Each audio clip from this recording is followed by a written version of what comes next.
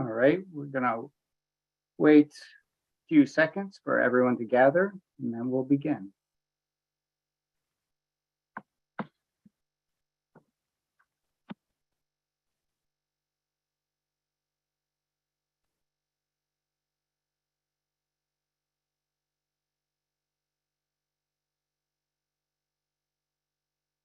Okay. Welcome, everyone. My name is Peter Johnson. I'm Vice President of Development at National Review Institute.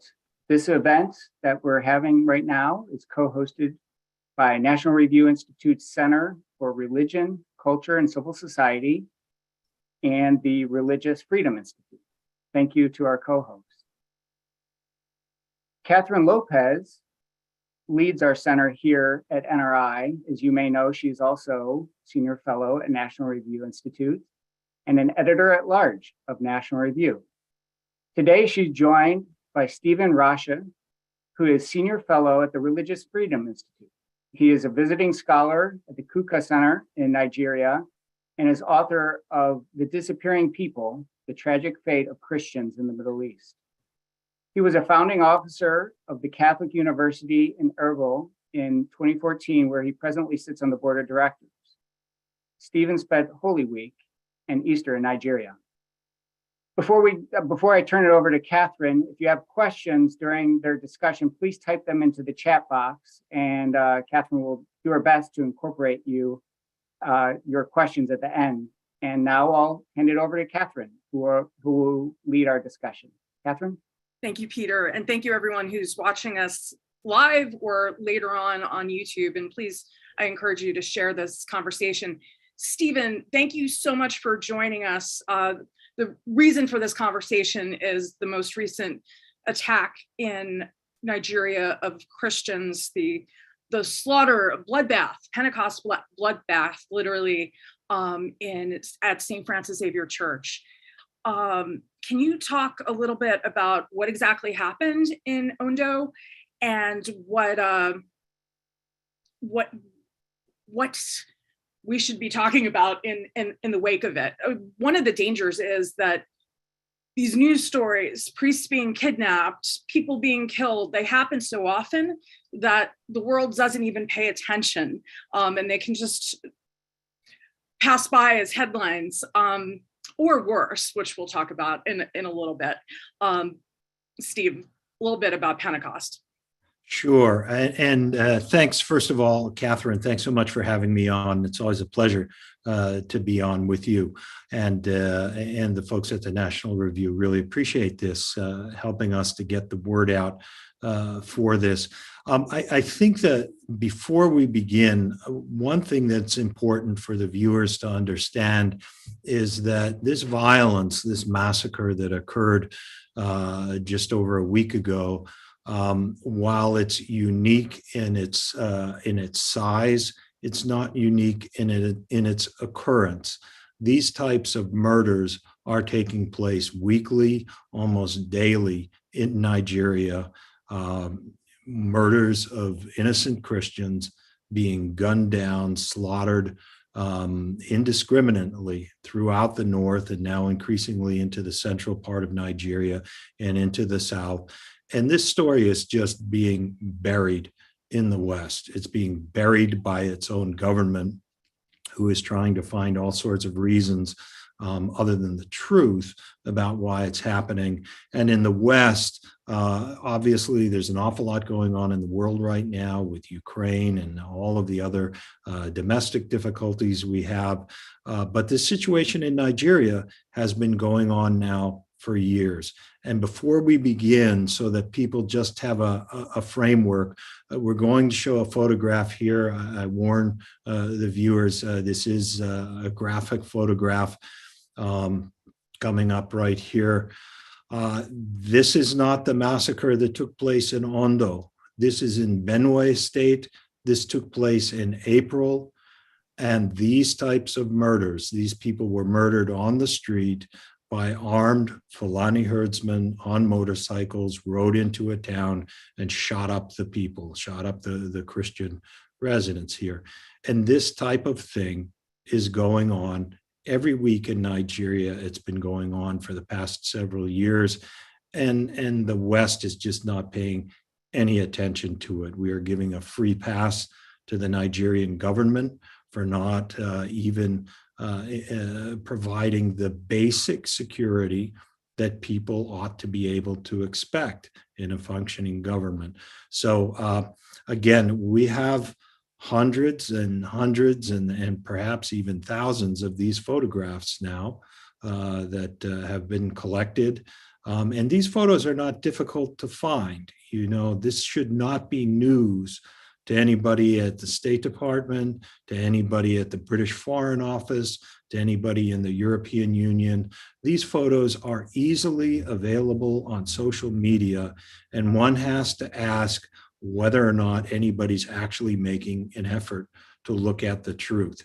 It's a hard thing to look at, but it's happening. So with that as background, I think maybe we can move into our discussion. And I apologize to our viewers that we have to show this, but I think it's important that people understand the reality of it, that this horrific attack that took place a week ago Sunday is not a one-off. It's not something new. It's something new in that it happened in the South, but it's not something new. It's not a new type of violence against Christians and against even Muslims and others, but primarily against Christians. This is not new. Thank you for sharing that, because it's very easy for us in the West to put up Black Lives Matter signs, but when you have to look at people who have been killed simply because they are Christian, it changes things and our moral culpability, frankly. So what happened at St. Francis Xavier Church? And you mentioned the media burying things. The New York Times, in their coverage of it, first of all, didn't even make the front page in the print edition, but they make it sound like it's some mystery what happened there. It's very clear what happened there, right? Well, it is. And, so let's just get to the details as we know them right now. Originally, there were reports of up to 50 people had been murdered or have been killed.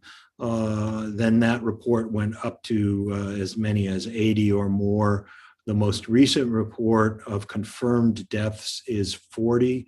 But the number is believed to be more than that because some of the families, it's believed, went and took their loved ones and took them right away and buried them on their own. So that number is not completely certain. It's at least 40 people that were brought into the morgues. There is a planned mass funeral coming up later this week. I believe it's on Thursday, and the number of injured, wounded is up around 100. In terms of who carried this out, initially the government said, well, this is unknown. The people who were there recognized that these perpetrators were not indigenous to the community there, that they were from away, and they had identified them, as it was explained to me, that the parishioners and the people that were there had identified the attackers as Fulani, armed Fulani bandits. The government has since claimed that they've captured a number of them, and that based on their investigation, that these are not in fact Fulani, but members of ISWAP, the Islamic State of West Africa province. It's an offshoot of Boko Haram, which is a parallel organization in many ways to ISIS. And the government is saying now that this was an ISWAP operation and that the Fulani were not involved. The people in Nigeria are not having any of it. You need to understand that the government in Nigeria over these last 6 years, 7 years, in this, especially as we've moved into the second term of the President Buhari, who is a Fulani Muslim, that the government is now essentially completely run by the Fulani. in Africa, in Nigeria. And that's one of the large problems. Nigeria has traditionally had a power sharing agreement between the Muslims and the Christians. They would switch terms for presidents and administrations. The tickets would always be, one faith would be president, the other one would be vice president. And all of that's been blown apart under the Buhari administration. And so they have a built-in incentive to make sure the blame for this does not go on to the Fulani, especially given that the international media did pick up on the story, albeit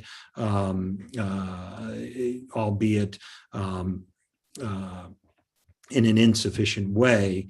They did pick up on it, and they did pick up on it, and this brought pressure. I'm sorry, I'm just responding to Bob Destro's comment. He's commenting before I have a chance to get there. Thanks, Bob. And I should actually quickly say too, I promise you we're going to get to questions about the Biden administration and all, but I think it's important to set the scene first. Yeah. So in any case, the government was interested in shifting blame away from the Fulani and onto somebody else, which in this case is ISWAP. Now, to clarify that even further, earlier Bishop Stephen Mamza gave us a talk again on another RFI program earlier, and in that talk, he mentioned that what we see happening in Nigeria is that ISWAP, Boko Haram, the Fulani, in many respects are all now banding together. So is it possible that there was an ISWAP element in this attack? Absolutely. Is it possible that it happened independent of the Fulani? There is nobody in Nigeria, at least amongst the Christians, who believes that. So this happened in the South, which surprised people because most of the fighting is in the North. Internationally, as has been noted in the comments here, people are claiming that this violence is about resources and land, and we'll get into in a moment, climate change even. Does the fact that it happened in the South kind of give lie to that? Yeah, it's where it happened is way down in the Southwest. This is in Yoruba territory, the Yoruba tribe that is mostly there. This is not an area where the Fulani, the herdsmen, have traditionally been, and this is not a place where this type of thing has really happened before. And the claim that this is somehow related to climate change and people having to go down there in order to find grazing land for their cattle is just absurd. And this claim was made by the president, in fact, of Ireland, which is really tragically ironic. Christianity, in large part, Catholic Christianity, came to Nigeria mostly through the work of the Irish missionaries, who are revered in Nigeria, throughout the country. They are just absolutely revered. There are not any of them left, maybe just one or two in a few isolated spots, but for the most part, the Irish fathers have since left. But they're greatly revered, and now to have the president of Ireland in a public statement about this massacre in Owell, make sure that he counters his sympathy for the massacre with a statement on climate change, and making sure that people didn't blame the nomadic pastoralists, is how he described them, for being forced into these situations where they're as much victims as anybody else. And he was the Irish president was called out on this publicly by the bishop of Ondo Diocese. And in a great article in the Irish Times, the Irish president was even called out by a highly respected sister, Irish sister, who had worked in Nigeria, and she really took him to task for it as well. But I think these things are so harmful. You know, the way the West is just trying to compress everything into this paradigm of climate change. It's not only disrespectful, tremendously disrespectful to the people who have actually been murdered and killed by people who were not motivated by climate change. These people were shot to death by armed Muslim marauders coming through these towns and picking out a Christian church and shooting them. What it has to do with climate change is it would be farcical if it wasn't so tragic. But the second thing is, for the folks that are seriously concerned about climate change, and for me as a Catholic who believes that we have this responsibility as stewards, the destruction that we're causing to our environment is a real issue, and we need to treat it seriously. And when people throw around climate change as the boogeyman for everything that is happening on Earth, they degrade the meaning of climate change as well. So this is like a double own goal for the president of Ireland. And I really hope that the people of Ireland call him out on it seriously. There's a foreign office for the government of Ireland, and I'd like to know what those people are doing that they allowed him to come out with such an outrageous statement. It's so infuriating that the Bishop of Ondo had to actually make a statement to point out that this was terrorism and it's evil.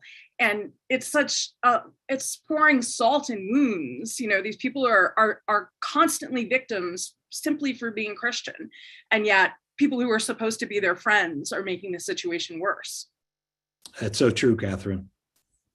So Steve, recently there was this horrific murder of a Christian girl, a university student. Can you talk a little bit about that situation? Sure. This was a young university student, a young woman, Deborah, in the state of Sokoto, up in the Northwest. And she had been involved in a study chat group. She made a comment that was taken to be blasphemous. It does not seem that it was intended that way, but it was taken as blasphemous by a number of the Muslim students who were on that chat group. And when they all came back from break after Ramadan, she was attacked and stoned to death, and then her corpse was lit on fire. And it was obviously a horrific thing, and that already had inflamed much of the country, certainly up there in the Northwest in Sokoto, where the Bishop Kuka, who I work with, made statements which he had intended to calm the situation, in which he said people should not use this to exacerbate religious tensions, that this was a criminal act clearly, and that these criminals needed to be brought to justice, but that people should do their best to remain calm. And even that statement was viewed by the Islamists as being unacceptable, because, and there were multiple public statements made on this, calling for death threats against Bishop Kuka. And the reasoning behind this was that the student, Deborah, having blasphemed, it was in fact the just thing to do to kill her, and that therefore any talk about bringing the killers to justice was in itself unjust, because they had not done anything that was wrong, and that therefore the proper response was in turn to issue death threats against Bishop Kuka. So you can see how quickly this spirals away. and how difficult it is to get things settled. Bishop Kuka has remained silent for a period of time. They took these threats against him seriously, and he's taken some additional precautions now. And of course, just several weeks later, we have this horrific massacre now in Ondo, and in the whole country of Nigeria. Certainly, the Christians are really just traumatized at this point. And my understanding of this situation was this poor girl. It's not that she should be killed for making fun of Muhammad, but they were talking about Ramadan on the chat, and she just asked them to get back to the homework. Yeah, it's unclear exactly what the story is there. There have been multiple explanations. One was that she had some of the members of the group were speaking about their faith, and she had said, "Look, this is a chat group about our studies. Let's stick to that. This talk of the faith has no place in here." There's another discussion that says when she found out she had passed her exam, she posted that her thanks be to God and Jesus Christ for having passed her exams. There's no story that I have seen that I'm aware of in which she uttered anything that we would understand as blaspheming or disrespectful. But in any case, they stoned her to death and then burned her corpse. She was a young girl full of promise. The horrific nature of that, I think, speaks for itself. Right. And I was struck too when you showed the picture at the beginning. Those all look like young people. Again, such potential, the future of the nation that's just being attacked because of Christianity. I should also, as we're watching the chat box here, I think something was misinterpreted. When you talked about the importance of stewardship, that is a central, principle in Christianity. And I know you weren't trying to make any kind of political point about climate change. You were saying that we need to be good stewards of the earth, and that is undebatable. Yeah, I think it's a fundamental teaching of the last three popes, going back to John Paul II, who was very much an environmentalist and very much a proponent of Catholics taking their proper role of stewards of this planet. My discussion earlier was this whole issue of the climate change industry, if you will, trying to monopolize every difficult thing on earth under the rubric of climate change, which harms themselves and everybody else. And it's very manipulative and cynical, and kind of want to shut down actual conversations about serious things. So I know people watching are very eager for us to talk about the State Department, the United States State Department, kind of all of the sudden saying that Nigeria is no longer a country of particular concern, this designation. Why did that happen, and how dangerous is that? Well, we still don't know why it happened. We haven't really been given a clear answer from state as to why they delisted Nigeria from the country of particular concern list. They did make a statement in front of, I believe it was in a congressional hearing where they were asked about it. But their answer was essentially, we looked at it and decided it didn't meet the legal standard. Next. Which in any legal proceeding, that's known as stating a conclusion. It's not providing any reason for why the decision was made, and that is still being awaited. I still think that state owes it to the Nigerians to be clear, and to this and to the U.S. Commission on International Religious Freedom, who this decision really undercuts as well. It really makes you question what is the authority and the impact of USCIRF when their decisions can be just so flimsily overridden. And I think it's a real problem. And to my understanding, it was a real problem and is a real problem with a good number of the people from USCIRF, a decision that they were not happy about at all.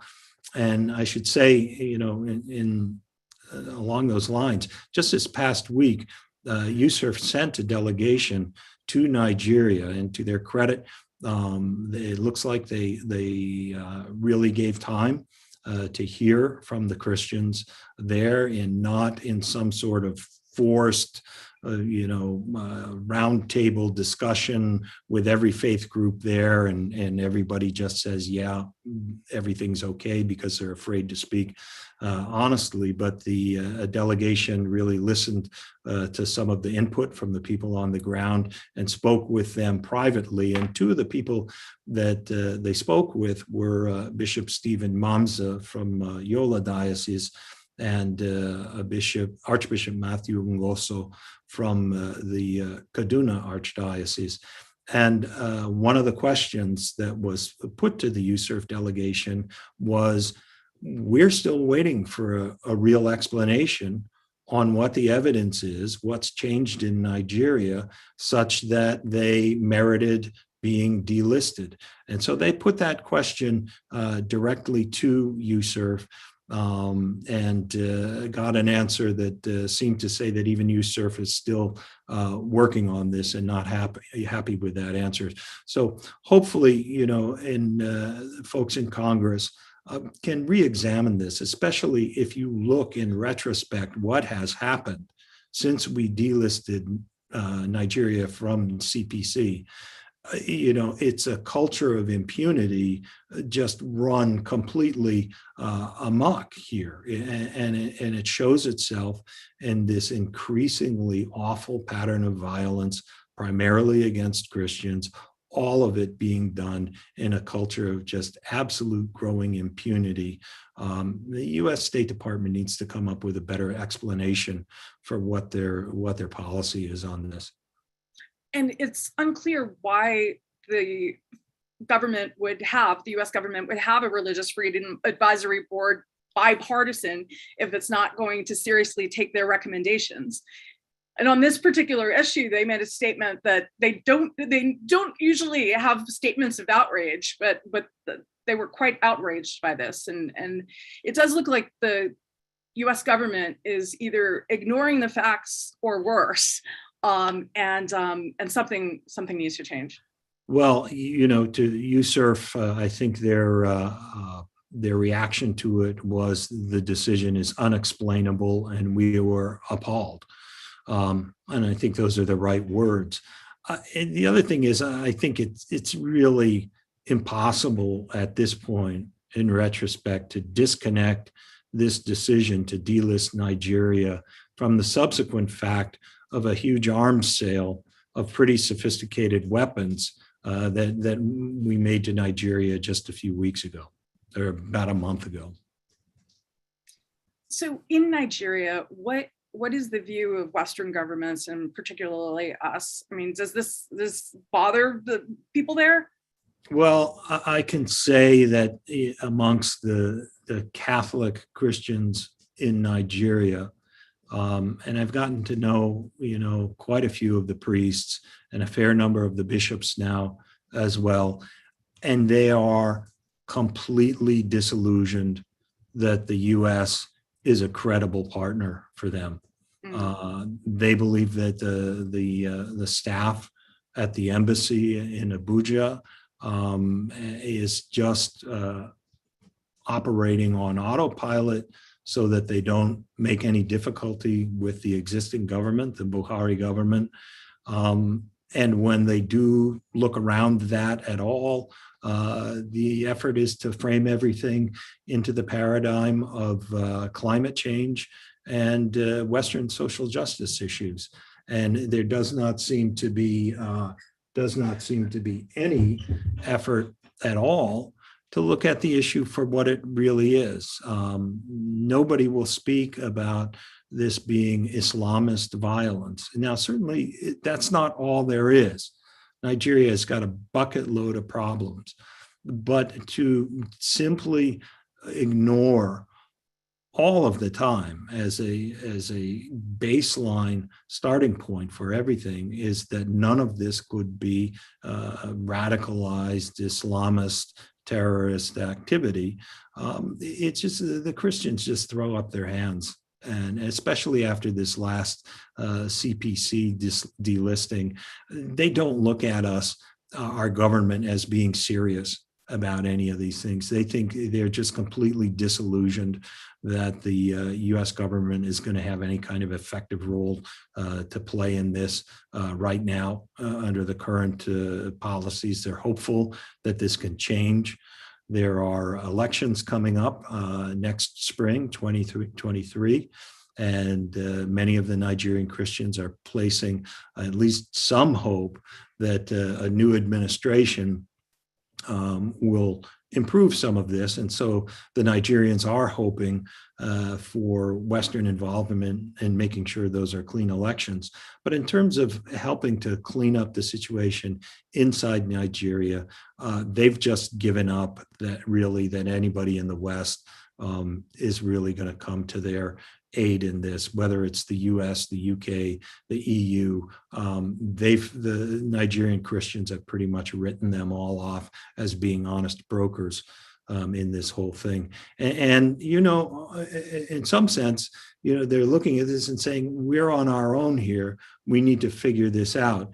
And looking at the, unhelpful help that they're getting at this point, they may be right. Mm. At least I would hope that we wouldn't do worse by them, which is what we're doing by lying. That's right. One of the questions Terry Mattingly asks is, in Washington, you need a lobbying group to get anyone to pay attention to you. Do Nigerians have a lobbying group? I can say, you were over doing work with Nigeria in part because the Knights of Columbus have shown an interest in the persecuted people there, as they did in Iraq, where you worked previously and still work. Is there anybody who has some policy clout in the United States? Well, in the US, one of the problems is Nigeria is a big country.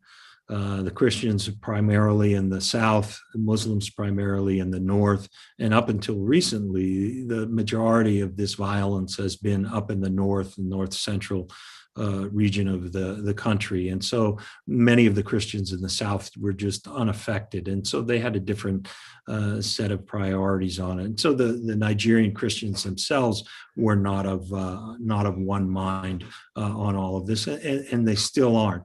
Keep in mind, Nigeria's got north of 200 million people, could be as many as 230, 240 million people. The estimates are accurate estimates are really difficult to get, and the population is booming. But of those, it's roughly a 50-50 split between Christians and Muslims. So, you're talking a large Christian population, certainly over 100 million. And as we've seen in churches worldwide, you get that many people together and they're going to have differences. And that exists in Nigeria. And it does harm them in terms of getting a unified mission out there. In the US, I think, again, there are entities which ought to be able to speak on behalf of situations like this. But those entities need to be willing to listen to the people on the ground in Nigeria who are telling them, look, this is religiously motivated violence, if not in total, certainly in large part. And we know who these people are. They're not nomadic pastoralists.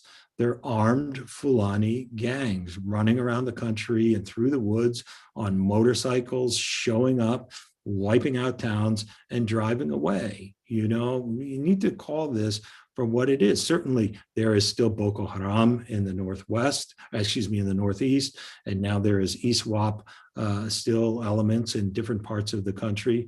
But much of this violence over the last year or 2 years are radicalized Fulani herdsmen riding around the country with AK-47s and on motorcycles.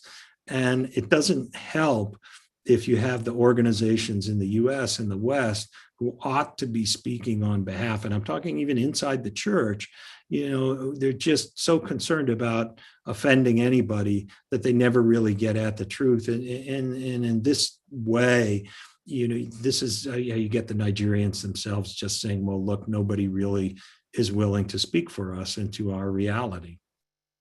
And it certainly seems that that is the case. Can you talk a little bit about Nigeria has a new cardinal? Is that significant? Well, it is. It's kind of an interesting story. So up until this last announcement by Pope Francis of, I believe it was 29 bishops who were elevated or are to be elevated, and one of them is Nigerian. And up until that point, Nigeria presently had no voting cardinals, which seemed this kind of an interesting thing when you have a country that's probably at least 30 million, maybe as many as 40 million Catholics, and they had no voting cardinal. I mean, they have more participating Catholics than most other countries in the world. And because these are Catholics, and we'll get into that a little bit more later on, but these are Catholics, 90% of them are in church every Sunday, and exuberantly so. And yet they had no voting cardinals. So they did get one, but it's interesting, the Vatican's choice, or the Pope Francis's choice, is in fact a bishop, a relatively young and unknown bishop, who had been appointed by the Holy See about 10 years ago, but he was refused by the local community as he was not indigenous to the community. And there was a long back and forth between the Vatican and between the diocese there and the Bishops' Conference in Nigeria. And the end of it was that this bishop, he resigned and was kind of put into a holding pattern. And Pope Francis's response to that was he made him cardinal. So jumping over several other archbishops, senior bishops that many people would have expected. So Nigeria has a cardinal. He's not terribly well known within Nigeria, but they have a cardinal, and in part, it seems his appointment was to send a message from Rome to the diocese, to the bishops' conferences, that you don't get to refuse an appointment that's been made by the Holy See. It's an interesting story. And Nigeria is important. It does. Nigeria is important, but yet they refused a bishop, and that's, there are some issues there as well. Right. Well, what I really want to talk to you about is a little bit about your recent trip there, and the tremendous joy and the tremendous faith that you have there. And you recently talked in an interview about how, this isn't like some panacea, where our lives are so terrible, so at least we'll look to God. No, there's a real Christian faith there. Yeah, and it's growing in a way that is really just astounding, for those of us in the West. Regularly, what we would think generally devout Catholics going to Mass and whatnot. We know that for the most part, you go into beautiful churches that are, at least up until very recently, relatively safe, that nobody's going to give you any difficulty for them. The lights are going to be on, the heat will work, and yet our churches are empty. comparatively, and so often are relatively empty. Not a lot of young life coming in, a real shortage of vocations, a real shortage of religious, all of these things, despite our wealth, our protection, all of these things. Contrast that with Nigeria. Violence everywhere, the people at risk, tremendous poverty, the people in real sorts of difficulty, trying to survive under an incredibly corrupted and ineffective, dysfunctional government, can't even provide the basic services that any person would have the right to expect. And yet, their view of their church, astounding. The churches are overflowing. These are large churches, thousands of people in the masses. I think that the best example of this is just after Easter. The week after Easter, I was with Bishop Stephen Mamsa on one of his pastoral visits to one of his towns outside of Yola. They needed to build a new church. They don't have enough money to do it. The church is basically cinder block outline of where the church will be. It's up maybe 3 or 4 feet, and then only the roof is just there from tents. It's just tents. That's it. That's the whole church. And yet in that church, thousands of people are there. They did a confirmation for 376 confirmands. They did a group wedding and 9 marriages and from all age groups, some young people getting married, some older people, who had finally been brought into the faith and now were having their marriage consecrated in a mass, a 4-hour mass. And it's moving from their native language, which is Hausa, to some parts of it are in English, to some parts of it are in Latin, to some traditional Latin hymns and prayers, and then to their native hymns and celebrations. Just exuberance all of the time. In every place I have been in Nigeria, and I've pretty much at this point been in all of the northern and central states, at least many of them, witnessed ordinations of priests, visited seminaries, visited with religious, and the faith there's one word for it, it is overflowing there. It is overflowing. And I think it would be really an astonishing thing and a very heartening thing, I think, for most Westerners, if they could see how much joy there is still in the faith, if they let that joy come. We have a lot of arguments in the West about things that the people there in Nigeria and also in Iraq, they just shake their heads and they say, we are so grateful. We get to celebrate we get to participate in our Mass. And so, I think that maybe there's some things that we could learn from them. I think on the back end, we'll be seeing some pictures soon from your recent trip to get some of the feel for the joy. You mentioned in the West, the U.S. bishops here are spending lots of money on a Eucharistic revival to kind of convince people that their faith is real, that the real presence is something that can be believed. There's no question for people in Nigeria what they believe, and that there's something awesome that happens at every Mass. Jesus is truly present, which is why they would risk their lives to go to Mass. Well, and I think one of the other things that is really noticeable is how close the bishops are and the clergy are with their people. Here we're seeing some pictures here. This is all these little smiling faces here. These are all children from displaced families in the Northeast. and they're all there at students at a school that is run by the Diocese of Yola.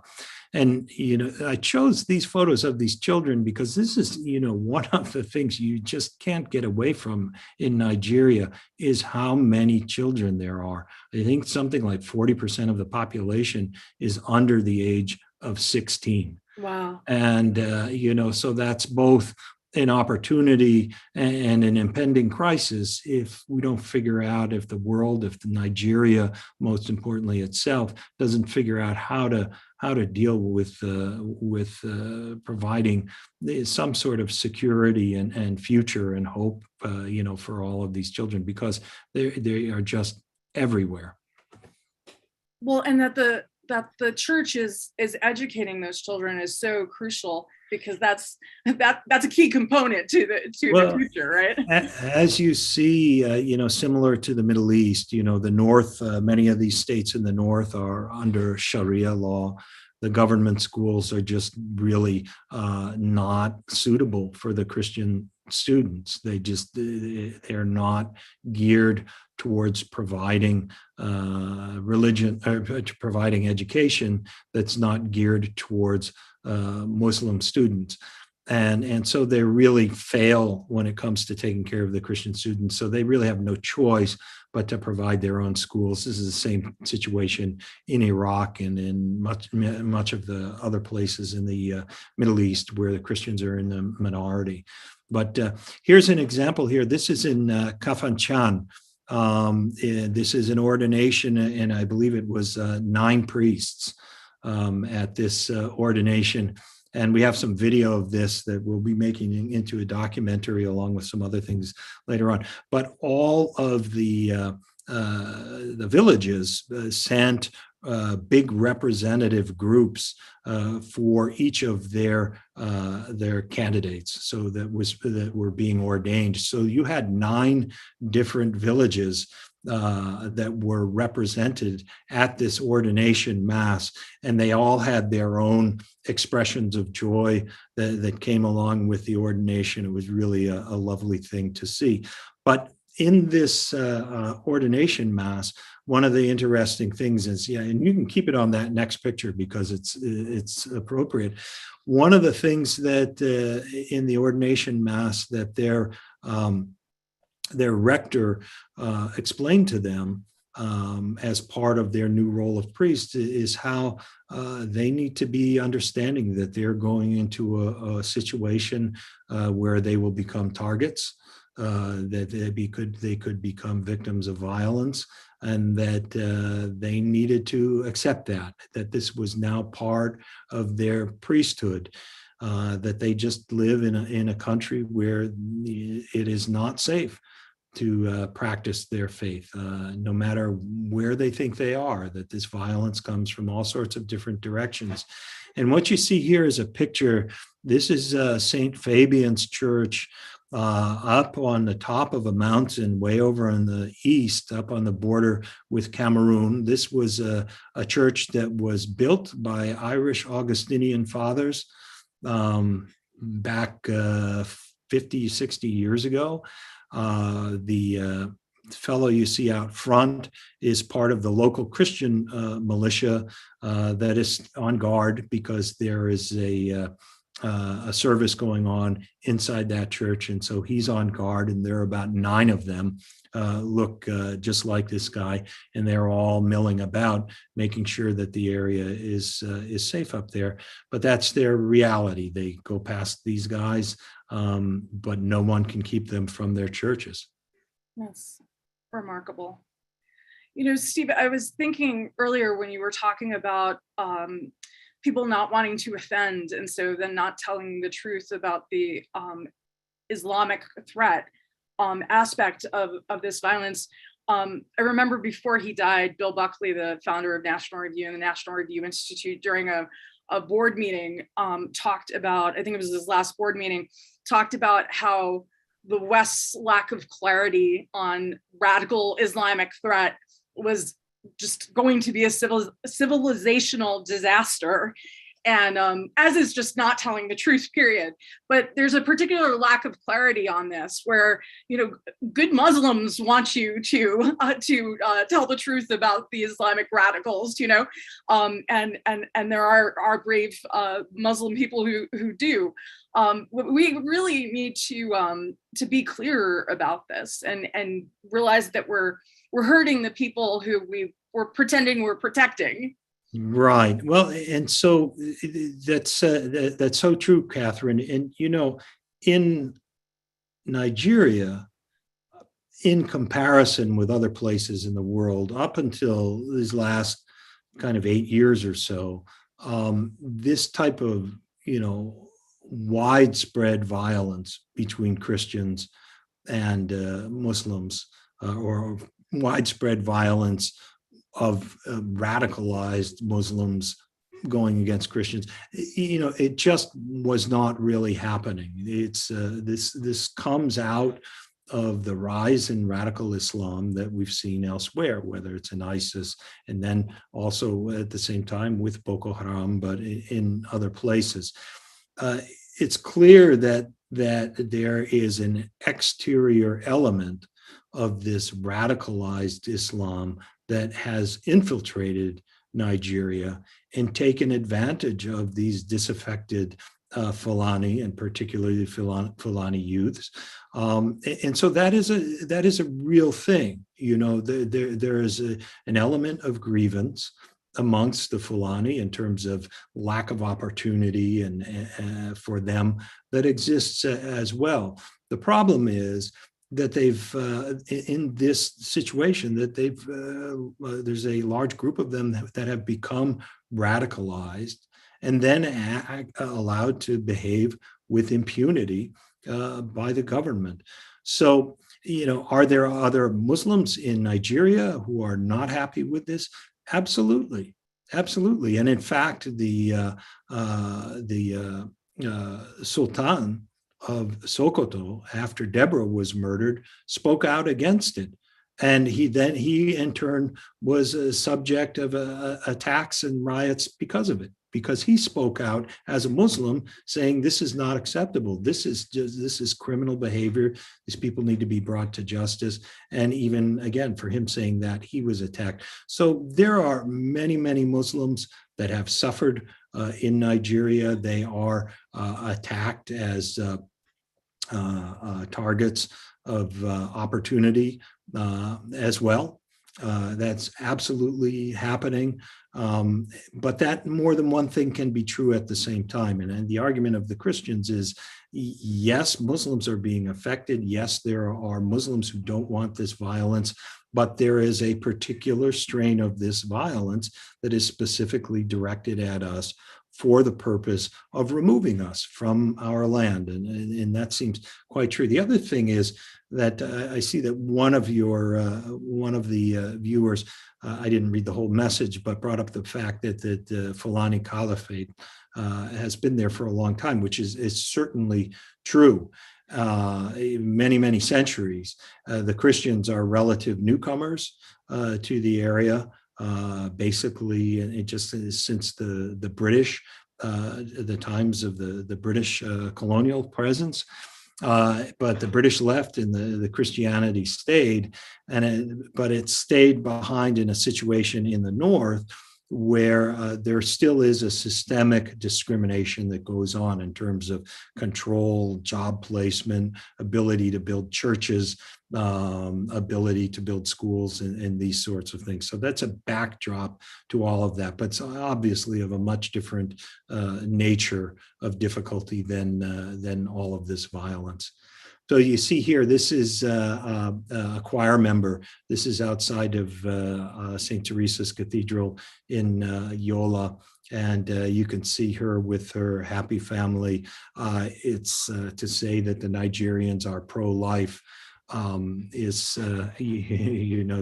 There are children everywhere, and they love their children. They view with tremendous skepticism these efforts by Western aid to try to bring in what we would call family planning and reproductive health into the play. I should say the reproductive health into play there. They don't want any of it there. The family planning, yes.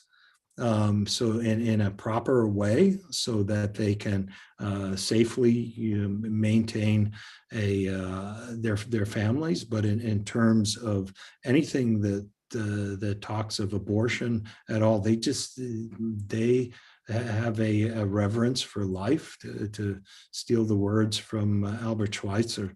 But they have a reverence for life there, and they love their children. They love their families. They don't want to hear from anybody who wants to change that. And the previous picture, I remember you sent me, I think it was Holy Thursday, and you said it was a girl holding her younger sibling because her mom was in choir practice. Yeah, this one here. Yeah. So you see, she's got her younger sibling there. It was once said by somebody, well, it takes a village. Well, this is what happens in a village. In a village, these people are all taking care of each other, including the older siblings taking care of the younger siblings. So you want to see pictures of what villages look like out there in those places? That's what they look like. And even in the midst of such tremendous threats on their lives, the joy and the knowledge of what's most important.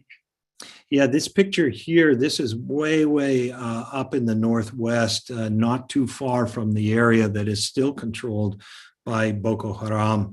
And this is a church that's in very slow stages of being rebuilt. It was completely destroyed by Boko Haram. This statue of Christ, which was on the pedestal that you see there, was shot up. You can see it's decapitated. The hands are cut off, and then there are bullet holes in it as well. They shot it all up. This is all that remains of that church. And the feeling is that amongst the folks there in the parish, that they are going to properly place this, but leave it as it is, as a reminder to what took place there. And that's often a debate, whether you fix it or you keep it the way it is. Yeah, it is. I think in this case, the discussion is still ongoing, but at this point, the inclination is to keep it. And one thing that's interesting there is to think about in light of the desecration now that's continuing to happen here increasingly in the U.S. That type of thing, it's a calling card. And worse things come after it. It happened in Iraq. It happened in Africa. And so we should not take those things lightly. They're calling cards of worse behavior to come.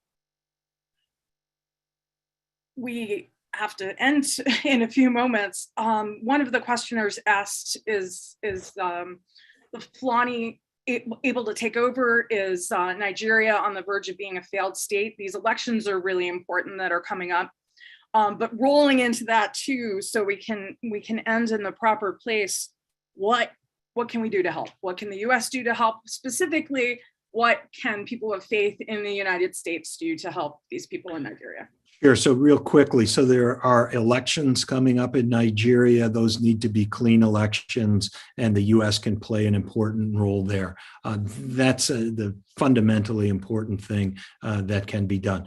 Secondly, people can contact their representatives in Congress and the Senate and ask them, we need an answer on this CPC designation, and we need an answer on why the U.S. is not being straight about what's actually happening in Nigeria. In terms of help, from people who are just individuals have concern that they want to help the Christians of Nigeria, obviously prayer will keep them in your mind, and nothing but good can come from that. So the church always hopes for that. In terms of making donations to organizations that are doing good work there, Knights of Columbus aid to church in need, if you want to send your donated dollars to groups that are actually doing effective work that actually reaches the people, both of those groups. If you want to help advocacy efforts on behalf of the Nigerian Christians, Religious Freedom Institute is at the forefront of that, and I imagine will be for some time to come. Those are three good organizations that can help. And one thing I'm always encouraged by, when the Knights of Columbus, when you give money for the Christian persecution, there's no overhead. It goes directly to, for instance, the work you were doing on the ground recently. Zero overhead is taken out from the Knights of Columbus. 100% of what you donate to their charities go to the need. Which is a really encouraging thing to be able to say to That's people. right. Well, Steve Rasha, thank you so much for your time. And thank you everyone who's watching. Please do share this with other people to help give context to what's actually going on in Nigeria. And if you see anyone talking about climate change, no, it's not true. That's not what the reason for the violence in Nigeria against Christians. It's anti-Christian violence. Thank you, Steve. And thank you to the Religious Freedom Institute for co-sponsoring this with the National Review Institute. Until we meet again. Thank you, Catherine.